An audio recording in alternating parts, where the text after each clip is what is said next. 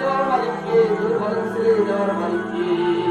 আল্লাহ তাআলা জানালেন ইয়ারহামু মান ইয়াশাউ ইনাসাও ওয়া ইয়ারহামু মান ইয়াশাউ যুকুর আও ইউযাওwijuhum যুকরানাও ওয়া ইনাসা ওয়া ইয়াজআলু মান ইয়াশাউ আকিমা। আল্লাহ তাআলা যাকে চায় ছেড়ে দেয়, আল্লাহ তাআলা যাকে চায় মেয়ে দেয়।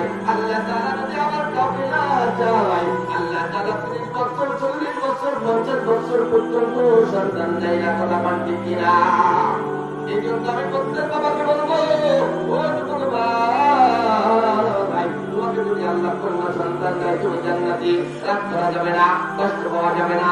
কারণ একটা কন্যা সন্তান হয়েছে, তোমার একটা জান্নাত হয়েছে। কথা আমার ঠিক কিনা? ঘটনা মনে পড়ে গেলে পরে বলবো, ঘটনা বলি।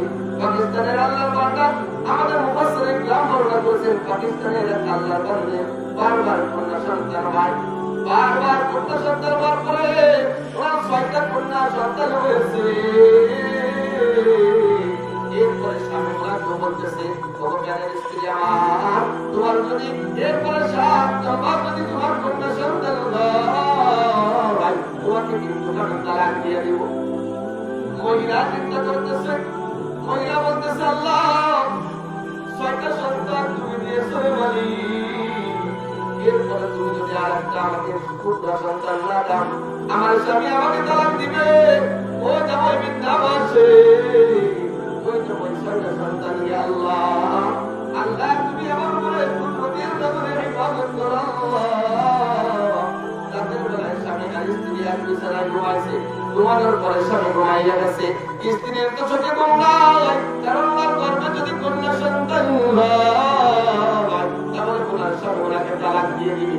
আল্লাহর বান্দা তালাক দিতে নামাজের সময় ঘুম থেকে উঠিয়া ঠান্ডা পানিতে ওঠে বানাইয়া আল্লাহর কুদরতি কদমে সিজদা দিয়া আল্লাহর কাছে বলতেছে, ও দয়ার আল্লাহ, ও দয়ার মালিক, আমার স্বামী আমাকে বলেছে তুমি যদি একটা পুত্র সন্তান না দাও, তাহলে আমাকে তালাক দিয়ে দিবে।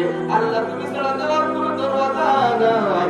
আল্লাহ তুমি যদি আমাকে একটা পুত্র সন্তান দাও, তাহলে এই স্বামীর গর্ভ সন্তান হবে। আর যদি তুমি আমাকে পুত্র সন্তান না দাও, তাহলে আমাকে এই 6টা সন্তান আমাকে তালাক দিয়ে দিবে। আমি কই যাবো, কোথায় যাবো? আল্লাহ তুমি আমাকে তোমার কুদরতের দ্বারা সহযোগিতা করো।